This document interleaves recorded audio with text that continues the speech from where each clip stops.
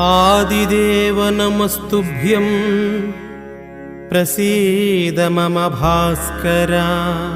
दिवाकर नमस्तुभ्यं प्रभाकर नमोऽस्तुते। सप्ताश्वरथमारूढं प्रचण्डं कश्यपात्मजं श्वेतपद्मधरं देवं तं सूर्यं प्रणमाम्यहम्।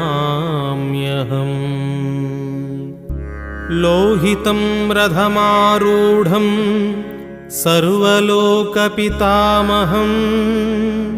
महापापहरं देवं तं सूर्यं प्रणमाम्यहम्। त्रैगुण्यं च महासूरं